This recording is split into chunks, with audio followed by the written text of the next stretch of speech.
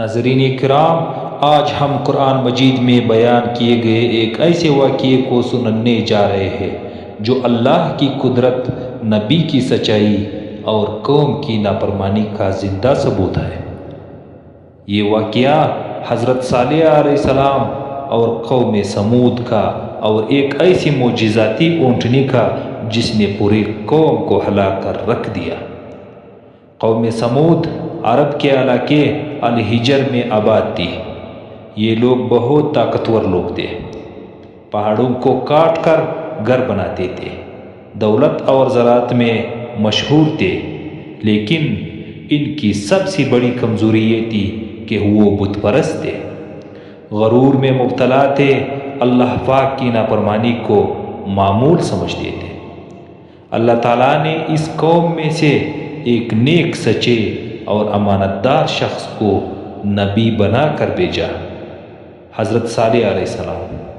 حضرت صالح علیہ السلام نے اپنی قوم کو یہ فرمایا: اے میرے قوم، اللہ کی عبادت کرو، اس کے سوا کوئی معبود نہیں۔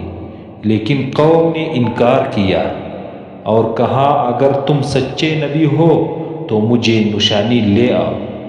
قوم نے شرط رکھی، اگر اس چٹان سے ایک زندہ اونٹنی نکل آئے تو ہم ایمان لے آئیں گے۔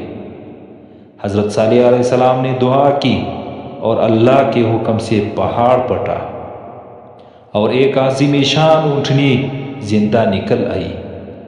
یہ کوئی عام اونٹنی نہیں تھی، بلکہ پورا شہر ایک دن اس کا پانی، اس اونٹنی کے لیے پانی، اور اگلے دن قوم کا پانی لاتے تھے۔ دودھ اتنا دیتا تھا کہ پورے قوم اس کا دودھ پی لیا کرتا تھا۔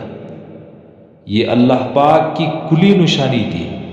حضرت صالح علیہ السلام نے اپنی قوم کو فرمایا، یہ اللہ کی اونٹنی ہے، اسے تکلیف نہ دینا اور عذاب آ جائے گی۔ یہ ایک آزمائش تھی، مان لینا نجات کا ذریعہ تھا اور انکار کرنا ہلاکت کا سبب بنتا۔ قوم کے سرداروں کو یہ معجزہ برداشت نہ ہوا۔ انہوں نے منصوبہ بنایا، ایک بدبخت شخص نے اونٹنی کی کونچے کاٹ دی۔ جب اونٹنی گری، زمین کانپ اٹھی، فضا میں خوف پھیل گیا۔ حضرت صالح علیہ السلام نے فرمایا، اب 3 دن تک اپنے گھروں میں رہو، پھر اللہ کا عذاب آئے گا۔ 3 دن بعد زوردار چیخ، زلزلہ، آسمانی عذاب آیا۔ پوری قوم اپنے گھروں میں مردہ پڑی تھی، صرف حضرت صالح علیہ السلام اور ایمان والے بچا لے گئے۔ یہ واقعہ میں یہ سبق سکھاتا ہے کہ اللہ پاک کی نشانیوں کا انکار تباہی ہے، نبی کی نافرمانی ہلاکت ہے، غرور انسان کو برباد کر دیتا ہے۔